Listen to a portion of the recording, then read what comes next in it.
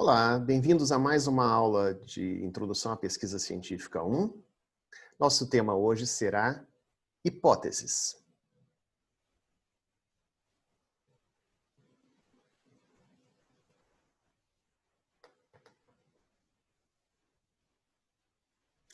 O que é uma hipótese? Em poucas palavras, hipótese é um enunciado geral de relações entre variáveis. É uma suposição provisória que antecede a constatação dos fatos. Em outras palavras, eu poderia dizer que hipótese é uma possível resposta a uma pergunta científica. O pensamento científico começa com curiosidade, segue com a elaboração de uma pergunta e, em seguida, com a organização da possível resposta, da resposta que você considera que faça sentido para aquela pergunta, mas você não sabe se é verdadeira ainda. Essa possível resposta é a hipótese.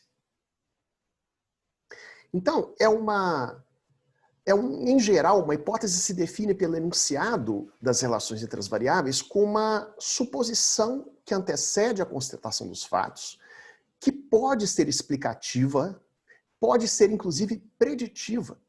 Quando se formula uma hipótese sobre a relação entre as coisas, eu posso não só dizer que, na minha imaginação, a relação entre elas será esta, como também toda vez que esses fatos se passarem, haverá algo parecido. E a hipótese, ela também deve ser passível de uma experimentação empírica, ou seja, de ser colocada à prova com instrumentos científicos que permitem medir os fenômenos e classificá-los de forma reproduzível, de forma que qualquer um possa depois checar e constatar se é isso mesmo. Então, se a hipótese é uma suposta, provável e provisória resposta a um problema, que será confirmada ou rejeitada durante a observação de fatos, durante a experimentação, a pergunta que se faz é como reconhecer um problema bem formulado. Como é que eu pego a minha curiosidade, a minha dúvida, e construo com ela um problema, uma pergunta, cujas respostas serão inicialmente elencadas na forma de hipóteses, que podem depois se confirmar verdadeiras ou falsas. Bom, um bom problema, ele pode ser enunciado na forma de pergunta e ele relaciona pelo menos dois fatos ou variáveis. Ele também pode ser avaliado por meio da investigação sistemática, controlada e crítica, e pode ser experimentalmente verificado. Não adianta eu ter curiosidade sobre um tema e ficar imaginando como são as coisas, olhar para o céu e ficar pensando assim, como é que o pássaro faz para voar? Se eu não colocar esse problema em termos mais objetivos que possam gerar uma pergunta passível de avaliação objetiva, concreta, empírica, no contexto de uma análise científica, seja ela de observação ou de experimentação. Então, se eu olho e falo assim, como é que o pássaro faz para voar? E não consigo gerar uma resposta candidata, ou seja, uma hipótese, né? Hoje nós, já diante de tanto conhecimento, já poderíamos elaborar hipóteses mais refinadas, do tipo, qualquer objeto leve que eu solto, que tem uma grande área e pouca massa, ele cai ao chão de uma forma mais lenta, ou às vezes demora para cair, comparado com um objeto mais denso. Isso talvez signifique que esse objeto mais amplo consiga flutuar no ar da mesma forma que um objeto com a mesma forma flutua na água. E os pássaros têm asas largas, então talvez as asas deem a eles esta possibilidade de flutuar no ar, como nós colocamos um barco para flutuar na água. Então alguém pensou isso há muito tempo e alguém imaginou que isso seria uma possível explicação, mas aí foi fazer um teste. E o teste pode ter sido, por exemplo, ver se uma pessoa é capaz de pular de um penhasco sem se arrebentar lá embaixo, utilizando para isso algo atrelado ao seu corpo que se pareça com uma asa no sentido de ser leve e amplo para poder boiar no ar da mesma forma que se boia na água.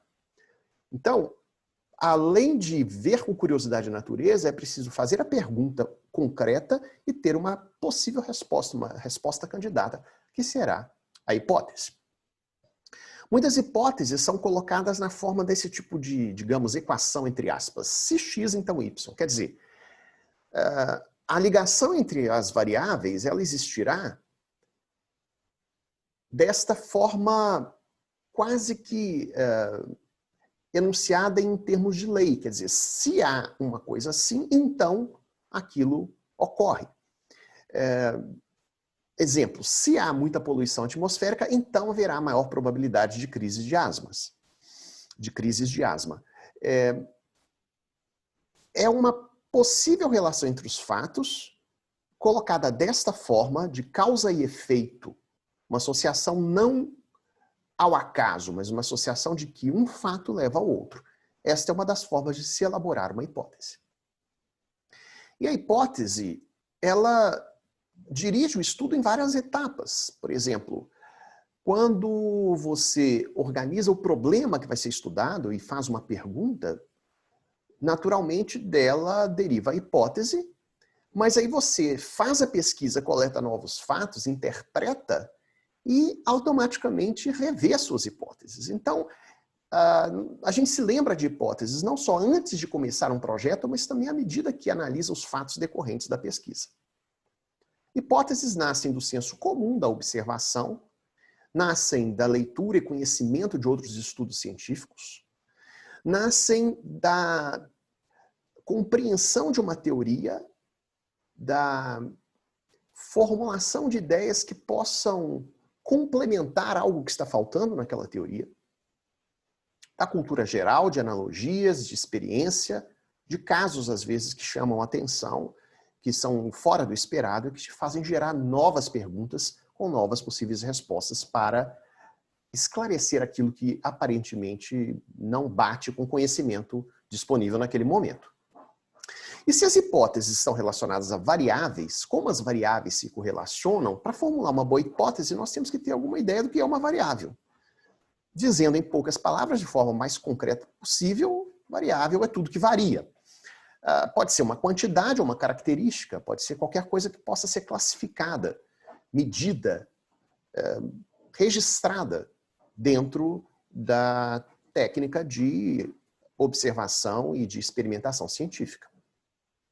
Então, as variáveis elas são consideradas quantitativas quando elas têm intervalos constantes e um zero que é zero mesmo. Por exemplo, massa, altura, qualquer unidade de medida concreta no sistema métrico é uma variável quantitativa, porque o zero é de fato ausência, é zero, não é um número qualquer arbitrário, e ela pode ser definida em intervalos regulares, por exemplo, intervalos constantes.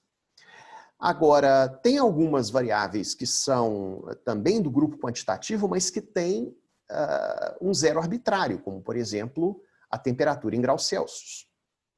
Quando não é possível formar intervalos constantes, mas é possível estabelecer um grau, uma escala, uma hierarquia de grandeza, nós falamos em variáveis ordinais.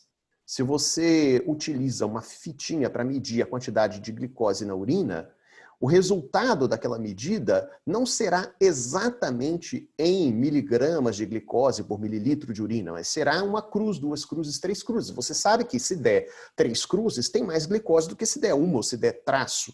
Mas você não sabe exatamente qual é a diferença quantitativa entre os resultados, porque a variável ela é ordinal, ela não é uma variável propriamente quantitativa. Existem variáveis que são puramente categóricas, não há ordem hierárquica entre elas, elas não podem ser colocadas numa ordem de grandeza, mas elas são qualidades, são categorias em que você pode classificar ou atribuir aquela característica a algum objeto, algum indivíduo da sua pesquisa. Então, quando nós conhecemos as variáveis, nós podemos pensar qual é a associação que elas têm entre si, como é que elas se relacionam entre elas. Então, essa relação ela pode ser, por exemplo, uma relação simétrica quando duas variáveis são proporcionais, mas não se influenciam. Quando se mede a pressão arterial, por exemplo, você tem duas variáveis, a sistólica e a diastólica, a pressão máxima e a pressão mínima, que geralmente se associam, geralmente estão associadas, estão correlacionadas. A pessoa que tem um aumento de pressão sistólica, grande parte das vezes também tem um aumento da pressão diastólica. Uma pode influenciar a outra e, portanto, elas não são simplesmente proporcionais, mas elas se influenciam, elas seriam chamadas de recíprocas. De alguma forma, uma tem a ver com a outra, mas não necessariamente elas estão atreladas. Você pode identificar variáveis fisiológicas, como frequência cardíaca, por exemplo, e o volume de sangue que o coração impulsiona por minuto, que é chamado de débito cardíaco. Essas sim são proporcionais e são altamente atreladas, porque elas têm uma relação direta. Quanto mais rápido o coração bate, mais sangue ele joga na circulação arterial por minuto. E nós temos algumas vezes variáveis assimétricas em que uma influencia a outra e ponto final. Uma é a causa da outra e não vice-versa. Então, nesse caso, você formula a sua hipótese de que A é causa de B e não há possibilidade material de que B seja causa de A. Há situações várias, tanto na biologia humana quanto na natureza ou na sociedade, em que a relação de causa e efeito ela segue apenas uma direção. Se você considera, por exemplo, a relação entre volume de chuvas e quantidade de água num pequeno reservatório de uma pequena usina hidrelétrica, você sabe que quanto mais chove, maior é o volume de água no reservatório. Mas não há a menor possibilidade de o volume de água do reservatório ser a causa do volume de chuvas. Porque as chuvas se definem pela quantidade de água na atmosfera a partir de uma área de evaporação imensa, e não daquele pequenininho ali que é o reservatório. O tanto de água que enche o reservatório depende do tanto de chuva. Mas o tanto de chuva não é influenciado pela quantidade de água naquele pequeno reservatório. Então, nesse caso, é uma relação assimétrica. A, que é a chuva, influencia B, que é o volume de água no reservatório, porém, B não influencia A. Agora, se nós estamos falando de uma disponibilidade de água numa área enorme, ela efetivamente poderá, como por exemplo a quantidade de umidade existente na floresta amazônica, isso efetivamente pode influenciar o regime de chuvas. Vejam aqui um caso em que há uma associação diretamente proporcional entre duas variáveis. Mas nós precisamos ficar atentos para não tirar conclusões apressadas sobre essa associação. Vejam que se eu coloco no gráfico, no eixo vertical, a quantidade de ganhadores de prêmio Nobel num país, proporcionalmente à sua população, quer dizer, número de prêmios Nobel por 10 milhões de habitantes, e coloco no eixo horizontal o consumo per capita de chocolate por ano, a Suíça desponta como um país com grande número de vencedores do prêmio Nobel por milhões de habitantes e um país com grande consumo de chocolate por habitante por ano. Do mesmo modo, nós temos o Brasil com 0 vencedores de prêmio Nobel e baixo consumo de chocolate por ano. E outros países intermediários que demonstram uma relação estatisticamente significativa. Quanto maior o consumo de chocolate per capita por ano, maior o número de vencedores do prêmio Nobel naquele país. O fato de que exista essa associação estatística não significa que uma variável seja causa ou consequência da outra, porque até hoje ninguém desenvolveu uma teoria baseada em fatos bem demonstrados que sustente a hipótese de que comer chocolate aumenta a probabilidade de um país ter ganhadores do prêmio Nobel. Mas nesse outro exemplo, nós temos a relação entre o índice de massa corporal no eixo horizontal e a circunferência da cintura em centímetros no eixo vertical. Esses são dados reais de uma pesquisa do nosso grupo, em que cada ponto representa uma pessoa. Então aqui eu tenho uma pessoa com 80 centímetros de cintura e índice de massa corporal 22. Aqui eu tenho uma outra pessoa com 110 centímetros de cintura índice de massa corporal 34. E quando eu olho toda a nuvem de pontos, eu percebo que quanto maior o índice de massa corporal, maior a circunferência da cintura. É uma relação diretamente proporcional e é uma relação que faz todo o sentido, porque pessoas com maior massa corporal, com maior massa em relação à sua altura, tendem a ter cinturas mais largas. A relação entre as variáveis, ela pode ser uma relação de variação concomitante, que é quando, enquanto uma coisa varia, a outra varia também.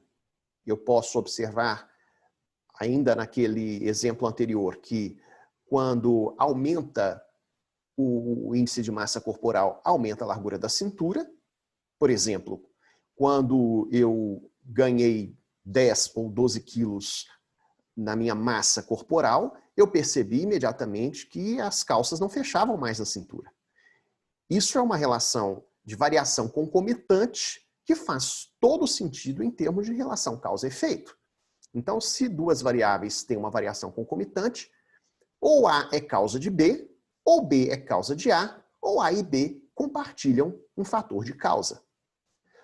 Para saber quando A é causa de B, quando B é causa de A, ou quando as duas variáveis derivam de uma causa comum, sendo que uma não é causa da outra, uma estratégia que nós podemos usar é avaliar qual ocorreu primeiro. Então, qual veio antes? A que veio antes, provavelmente, é a causa da que veio depois. E nós temos também que ficar muito atentos para o raciocínio sobre a lógica, o sentido biológico ou, em termos de ciência, de conhecimento do tema, que sentido faz eu ter a ideia de que A é causa de B ou que B é causa de A? A tem alguma possibilidade lógica, mecanística de ser causa de B? B tem alguma possibilidade explicável, razoável de ser causa de A?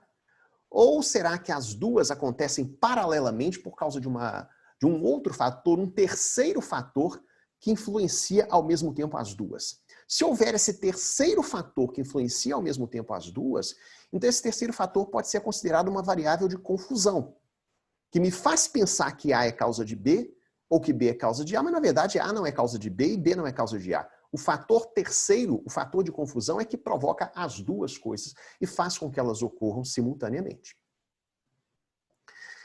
Muito bem.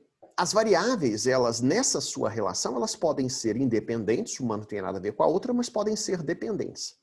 Então, quando eu quero definir qual variável é dependente da outra ou consequência da outra, eu utilizo, como eu já falei, a ordem temporal. A variável que é independente vem antes e a variável que é dependente ou consequência vem depois. E eu vejo a questão da alterabilidade, não é? Se uma das variáveis é impossível de ser alterada pela outra, então a variável que não pode ser alterada pela outra de forma nenhuma, ela é provavelmente a maior candidata a ser causa e a outra a maior candidata a ser consequência. Variável de confusão, então, é essa terceira variável que pode distorcer a conclusão dos fatos, já que ela influencia paralelamente duas variáveis e me faz pensar que estas duas influenciadas é que estão se influenciando mutuamente. E a variável condicional é aquela que é uma pré-condição para que outras duas variáveis se relacionem. Eu posso ter uma relação entre nível de exposição ao sol e força dos ossos em determinado grupo de pessoas, em determinada faixa etária, e não ter a mesma relação em outro grupo de pessoas em outra faixa etária. Então, as duas variáveis A e B são exposição ao sol e estrutura dos ossos. Eu posso concluir que uma maior exposição ao sol fortalece os ossos, relação de causa e efeito entre A e B. Mas posso constatar que isso só é válido para uma certa idade. Então a idade é a variável C, uma variável que condiciona a relação entre as outras duas.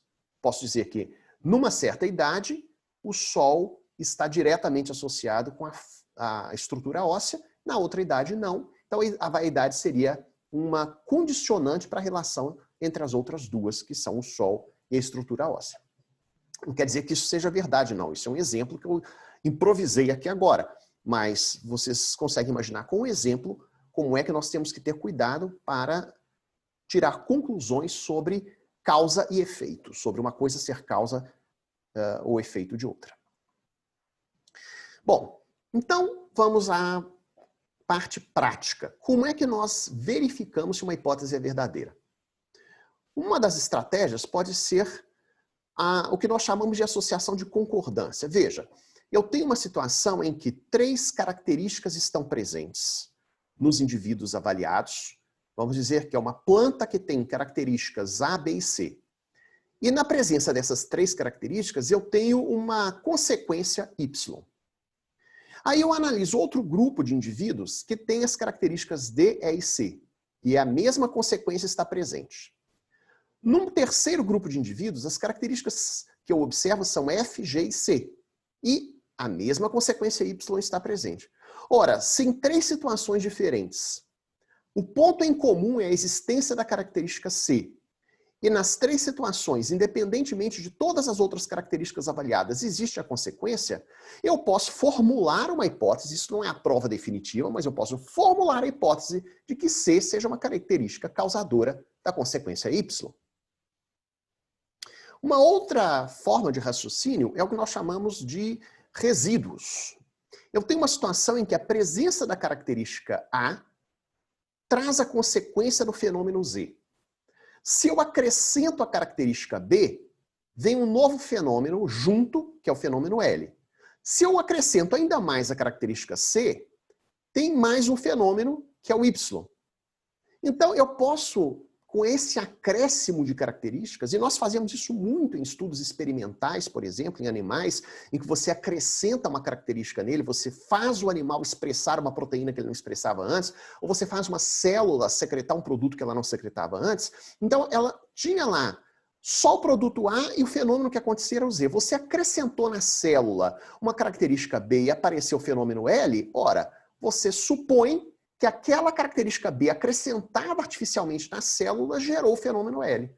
Você vai e põe mais uma característica C nessa célula, faz ela produzir uma proteína que ela não produzia antes, e ela aparece com uma terceira característica Y, então você conclui, até prova em contrário, que foi a característica C que gerou o fenômeno Y naquela célula. Então C é causa de Y. E nós temos também a característica da diferença, da falta. A falta informa muito sobre um fenômeno biológico. O animal está lá íntegro com seus genes A, B e C, gerando o fenômeno Y, por exemplo, o crescimento normal. Aí você vê um indivíduo que tem falta do gene C e ele não cresce. Então, se a falta do gene C caracteriza indivíduos que não crescem, você tem uma grande prova, que pode ser depois refutada, contestada, mas é um indício muito forte, de que C seja um gene necessário para que ocorra o crescimento.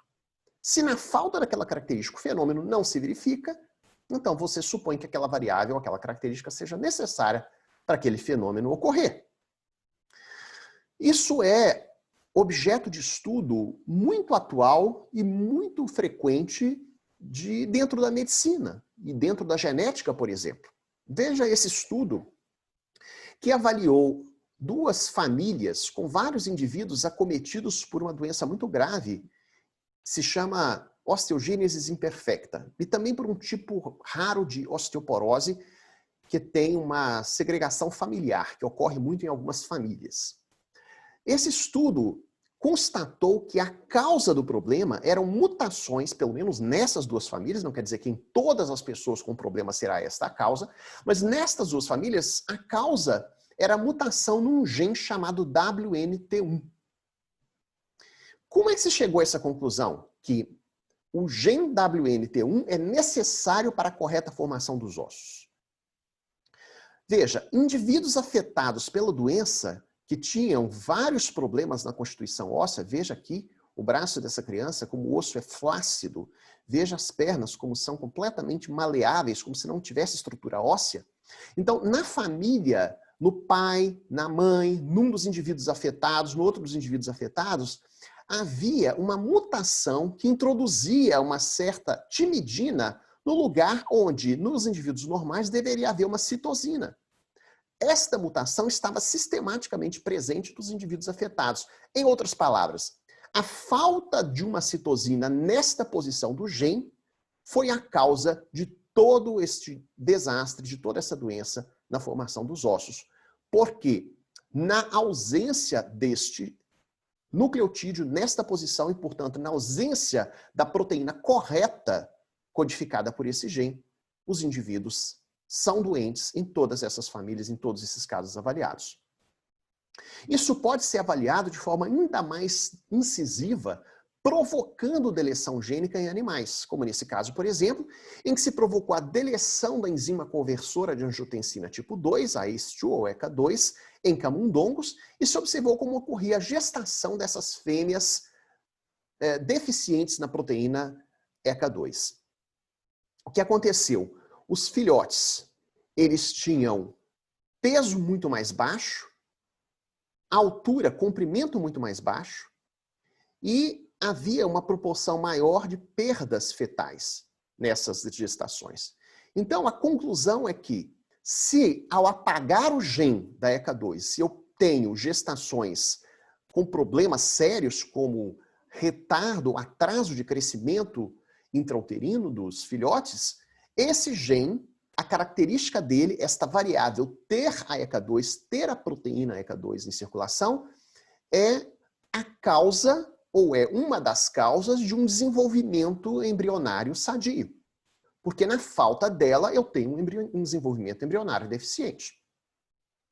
Semana passada saiu numa revista importante, o New England Journal of Medicine, o relato de um caso acompanhado de um profundo estudo laboratorial em células, em animais, em moléculas, que constatou que indivíduos com mutação num gene chamado ABCB1 podem ser suscetíveis à intoxicação aguda muito séria por um medicamento chamado ivermectina. O caso foi de um menino de 13 anos que deu entrada na UTI pediátrica cerca de 2 horas e meia depois de receber uma única dose oral de ivermectina com o objetivo de prevenir sarna. O pediatra receitou, ele tinha, por algum motivo, contato com pessoas infestadas por sarna, então vamos tomar esse remédio que está indicado para a prevenção da infecção por sarna. E 2 horas depois, ele foi parar no hospital, na unidade de terapia intensiva, desenvolveu perda de consciência até chegar a um nível profundo de coma, desenvolveu problemas motores, ataxia, que é problema na coordenação motora, na marcha, sinais de alteração no comando dos movimentos, sinais de alteração visual, como a diplopia, que é a visão dupla, vômito, náusea, perda de consciência, e 2 dias depois ele se recuperou. Então, essa foi uma infecção aguda, suspeitou-se que tinha sido causada pela ivermectina, não simplesmente porque ele tomou esse remédio 2 horas e meia antes. Seria muito primário você dizer que tudo que acontece numa pessoa que toma um remédio é culpa do remédio. Isso aí é um erro, às vezes, muito grave que se comete.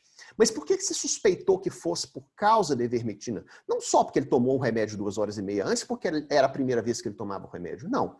Porque já se conhecia por estudos experimentais sistemáticos muito bem feitos, o fato de que a ivermectina induz intoxicação com sintomas de encefalopatia e coma em alguns animais que tomam dose mais alta.